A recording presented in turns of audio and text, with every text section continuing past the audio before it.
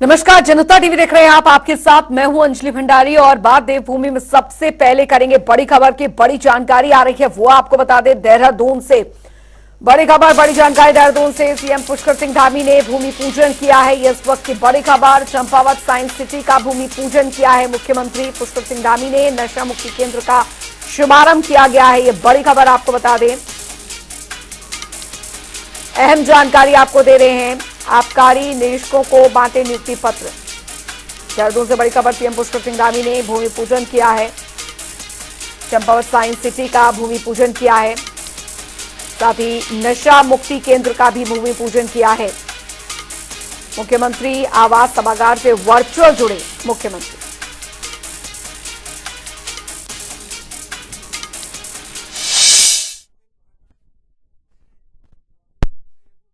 देश दुनिया में चंपावत का नाम होगा। मुझे आज प्रसन्नता है कि आज का ये जो शिलान्यास का समारोह है, ये हमारे पूरे चंपावत के लिए बहुत ही ऐतिहासिक क्षण है।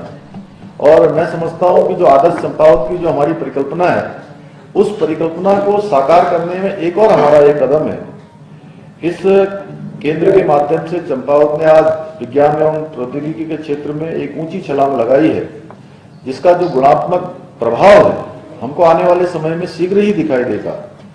हम हमारे प्रधानमंत्री आदरणीय मोदी जी के नेतृत्व में आज देश के अंदर विज्ञान और प्रौद्योगिकी के क्षेत्र में नए नए हम कीर्तिमान स्थापित कर रहे हैं, नई ऊंचाइयों को छू रहे हैं। उधर उत्तराखंड के मुख्यमंत्री पुष्कर सिंह धामी की अध्यक्षता में गुरुवार को सचिवालय में कैबिनेट की बैठक हुई, जिसमें 7 प्रस्तावों पर मुहर लगी है। इस बैठक में कैबिनेट मंत्री प्रेमचंद अग्रवाल, रेखा आर्या, सौरभ बहुगुणा और सतपाल महाराज सभी मौजूद रहे। और वहीं कैबिनेट बैठक में परिवहन विभाग के अंतर्गत उत्तराखंड स्वच्छ गतिशीलता परिवर्तन नीति 2024 को मंजूरी मिलने के साथ ही देहरादून में पायलट प्रोजेक्ट्स को चलाने की भी मंजूरी मिल गई है। जारी हो जाएगा, इसका शासनादेश जारी हो जाएगा, उसके बाद लागू हो जाएगा। एक हमारी ये वन पंचायत संशोधन नियमावली, ये भी आज वन विभाग के द्वारा प्रस्तुत की गई थी। इसमें भी माननीय मंत्रिमंडल के द्वारा इसमें सहमति दी गई है। इसका भी प्रेस नोट हम आपको पृथक से अवेलेबल करा देंगे। कुछ मुख्य बातें ये हैं कि इसमें जो ये पॉलिसी है, इसमें हम लोग कैसे इको टूरिज्म को बढ़ावा दे सकते हैं, इसके बारे में भी व्यवस्था की गई है। और इसके अलावा जो चूंकि वन विभाग और राजस्व विभाग के भी कई मसले इसमें आते हैं, तो वन विभाग और राजस्व विभाग की ज्वाइंट कमेटी भी बनाने की इसमें बात की गई है, ताकि विवादों का निस्तारण ससमय और बिना किसी दिक्कत के हो सके। और वन पंचायतों को और अधिक सशक्त करने के लिए, चाहे वो वित्तीय रूप से हो या अधिकारों के रूप में हो, वो सब व्यवस्था भी इसमें की गई है।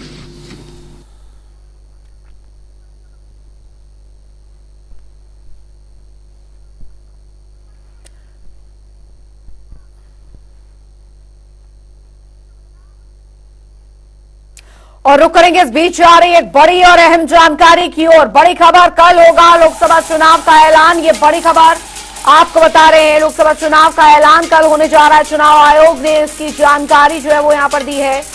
तो कल दोपहर 3 बजे तारीख का जो ऐलान है वो कर दिया जाएगा। ये बड़ी खबर, चुनाव आयोग करेगा घोषणा। बड़ी जानकारी आ रही है वो आपको बता दें। कल होगा लोकसभा चुनाव का ऐलान। तो बड़ी खबर, चुनाव आयोग ने इसकी जानकारी जो है वो दी है।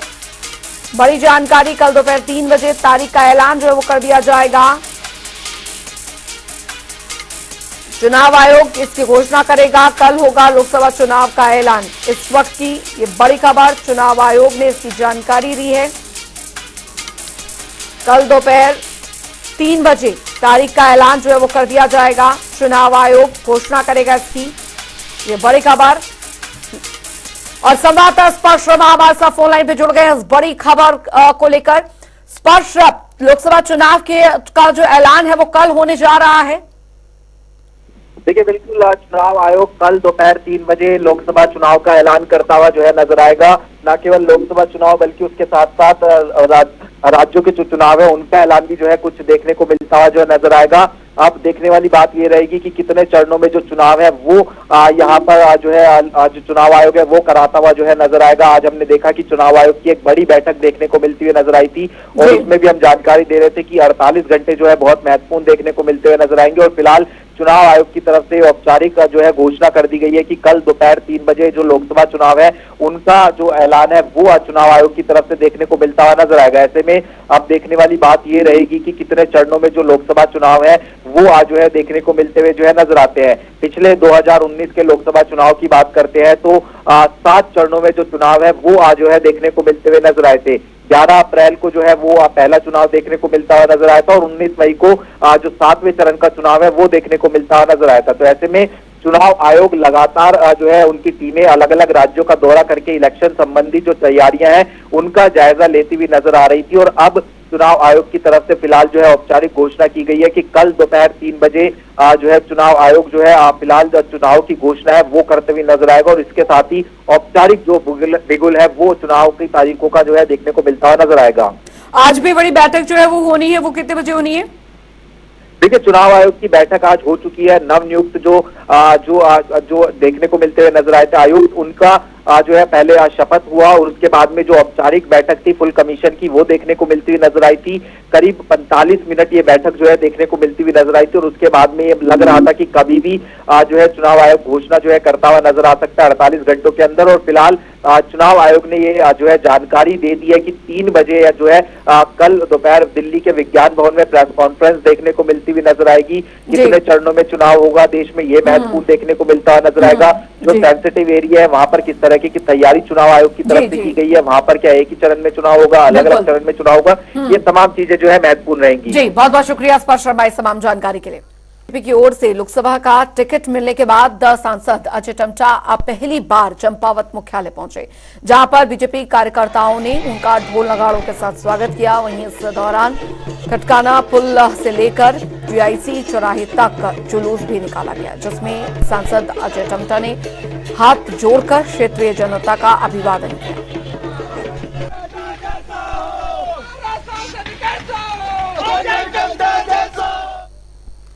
उधर प्रदेश के 3 लोकसभा सीटों पर कांग्रेस ने अपने उम्मीदवारों का ऐलान कर दिया है, जिसमें पौड़ी लोकसभा सीट से पार्टी ने गणेश गोदियाल पर दांव लगाया है। वहीं कांग्रेस प्रत्याशी गणेश गोदियाल ने सरकार पर जमकर निशाना साधा। उन्होंने कहा कि बीजेपी सिर्फ और सिर्फ प्रदेश के नौजवानों का भविष्य बर्बाद करने का काम कर रही है। इसके साथ ही उन्होंने कई मुद्दों को लेकर भी सरकार पर जमकर हमला बोला। बता दें कि कांग्रेस की ओर से 3 सीटों पर उम्मीदवारों का ऐलान कर दिया गया है। जल्द ही बाकी बची 2 सीटों पर भी उम्मीदवारों के नामों की घोषणा कर दी जाएगी।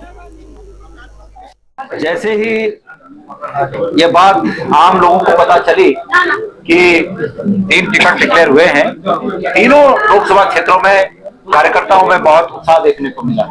मैं स्वयं इस बात से बहुत उत्साह का संचार मुझ में हुआ है कि कल जैसे ही गढ़वाल लोकसभा क्षेत्र से मेरा नाम आया, तमाम चाहे बद्रीनाथ क्षेत्र हो, वहां से लेकर रामनगर तक और कोटद्वार से लेकर यहाँ नरेंद्र नगर और देवप्रयाग और तमाम पौड़ी के जितने भी विधानसभा क्षेत्र हैं, कोई ऐसा विधानसभा क्षेत्र नहीं है जहां से कार्यकर्ताओं का इस रूप में संदेश न आया हो।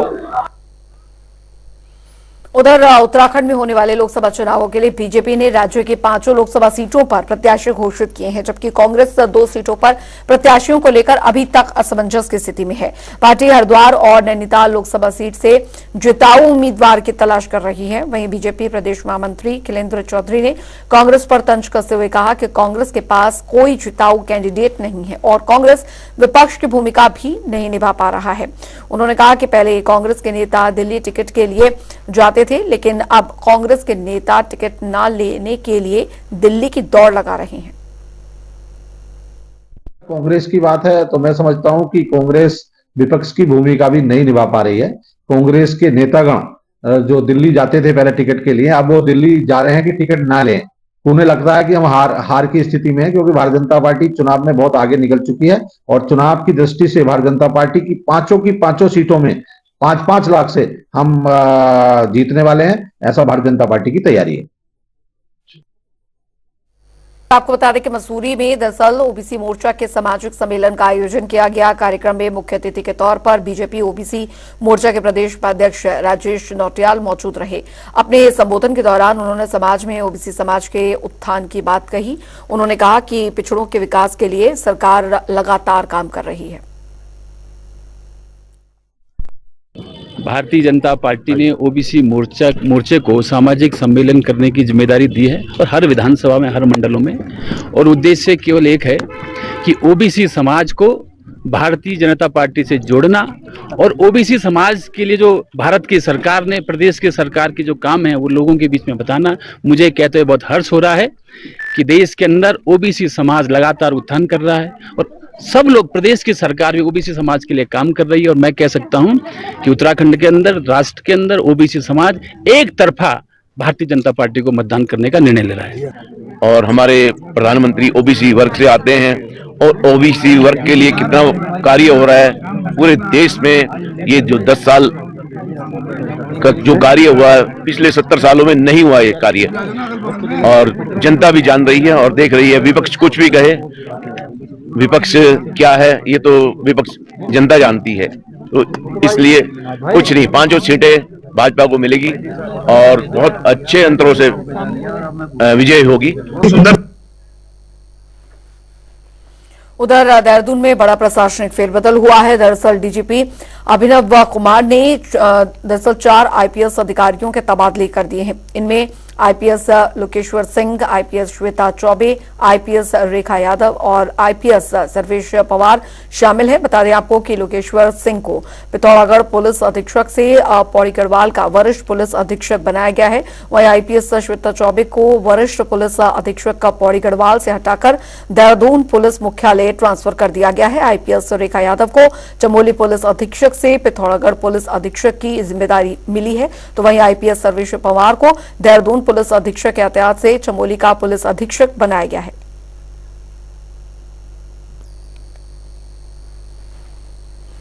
वहीं लोकसभा चुनाव में मतदान प्रतिशत बढ़ाने के लिए प्रशासन की ओर से मतदाता जागरूकता अभियान चलाया जा रहा है। इसी कड़ी में हल्द्वानी के स्कूल कॉलेज में जाकर छात्रों को जागरूक करने का काम किया जा रहा है। इसके अलावा होली के कार्यक्रमों में स्वीप नैनीताल की टीम महिला होलियारों की टीम के माध्यम से आम जनता को मतदान के प्रति जागरूक करने का संदेश दे रही है। देखिए, मतदान करना हम सभी की जिम्मेदारी है इस लोकतंत्र में, और अभी हमारे नगर निगम की बहनी सेना ने भी एक ह्यूमन चेन बना करके लोगों को अवेयर किया था, और हम लोग नए नए तरीके से लोगों को अवेयर कर रहे हैं, चाहे वो सोशल मीडिया हो, चाहे वो पब्लिक प्लेटफॉर्म्स हो। आने वाले समय में हम सफाई, जो हमारे पर्यावरण मित्र हैं, जो सफाई के फील्ड में लगे हुए कर्मचारी हैं, उनके माध्यम से भी करेंगे। और हमारी सोशल मीडिया की टीम डेली जो है इंटरनेट पर, चाहे वो इंस्टाग्राम हो, फेसबुक हो, सभी पर प्रचार प्रसार कर रही है, और मुझे उम्मीद है कि इस बार नैनीताल जनपद वोटर टर्नआउट के मामले में बहुत ही अच्छा परफॉर्म करेगा। उधर उत्तराखंड में मौसम पूर्वानुमान में फिर से बदलाव आ रहा है। आपको बता दें कि देहरादून में मौसम विभाग ने आज से 19 मार्च तक दरअसल मौसम का पूर्वानुमान जारी किया है। मौसम विभाग के अनुसार आने वाले 5 से 7 दिनों में उत्तराखंड का मौसम शुष्क रहने वाला है। कुछ ऊंचाई वाले क्षेत्रों में, उत्तरकाशी, चमोली, पिथौरागढ़ के अधिक ऊंचाई वाले क्षेत्रों में हल्की बारिश और जो बर्फबारी है वो देखने को मिल सकती है, लेकिन ज्यादातर क्षेत्रों में मौसम शुष्क ही बना रहने के आसार है। 14 तारीख हो गई है, तो पिछले 24 घंटों में बात करें तो उत्तराखंड में कहीं कहीं जो है बहुत हल्की से हल्की वर्षा देखने को मिली है। तो और आज की बात करें और आगे आने वाले 5 से 7 दिन की बात करें तो उत्तराखंड में जो है मौसम ज़्यादातर स्थानों पे साफ रहने वाला है। आज की बात करें तो आज जो है हायर रीचेज में उत्तरकाशी, चमोली या पिथौरागढ़ में बहुत हल्की से हल्की वर्षा या थोड़ी बर्फबारी मिल सकती है, लेकिन ज़्यादातर स्थानों में मौसम साफ रहेगा। और आगे आने वाले भी जो है 4-5 दिनों में मौसम जो है उत्तराखंड में शुष्क रहने की संभावना है। और चलिए आपको सीधे जसपुर लिए चलते हैं, जहां पर एक कार्यक्रम का आयोजन हुआ है और वहां पर मुख्यमंत्री पुष्कर सिंह धामी मौजूद हैं। आप तस्वीरें देख सकते हैं, उनको सम्मानित यहां पर किया जा रहा है। मुख्यमंत्री पुष्कर सिंह धामी इस कार्यक्रम में मौजूद। जसपुर से सीधा प्रसारण आप यहां पर देख पा रहे हैं और मुख्यमंत्री पुष्कर सिंह धामी को यहां पर सम्मानित किया जा रहा है। मंच पर मौजूद तमाम मेहमान और मुख्य अतिथि के रूप में मुख्यमंत्री पुष्कर सिंह धामी, आपको ये सीधी तस्वीरें आप देख सकते हैं। मुख्यमंत्री को का सम्मान यहां पर किया जा रहा है मंच पर। जसपुर में इस विशेष कार्यक्रम का ये आयोजन, आपको ये सीधी तस्वीरें जसपुर से दिखा रहे हैं। माननीय सांसद श्री अजय भट्ट जी। कार्यक्रम का शुभारंभ हो चुका है माननीय सांसद एवं और ये कार्यक्रम जनसंवाद कार्यक्रम मुख्यमंत्री पुष्कर सिंह धामी यहाँ पर मौजूद इस कार्यक्रम स्थल पर हम अभी मुखातिब होंगे। हम आप देख सकते हैं तमाम अतिथिगण जो हैं मंच पर तमाम नेता मौजूद हैं। उनके विषय में कहना चाहूंगा कि सफलता आ गए हैं। जनसंवाद कार्यक्रम का आयोजन जसपुर से सीधी तस्वीरें आपको बता दें। लाभार्थी सम्मान समारोह का ये आयोजन जो है जसपुर में हो रहा है और मुख्यमंत्री पुष्कर सिंह धामी इस कार्यक्रम में बतौर मुख्य अतिथि यहाँ पर पहुंचे हैं और लाभार्थियों को सम्मानित यहाँ पर किया जाएगा इस कार्यक्रम के लिए। पीछे तक आवाज आ रही क्या? हाथ उठाइए पीछे आ रही। बहुत अच्छा, बहुत अच्छा। भारत माता की, भारत माता की। इधर से हाथ में आ रही है अभी जबकि नरेंद्र मोदी, नरेंद्र मोदी, पुष्कर धामी, पुष्कर धामी, भारत माता की।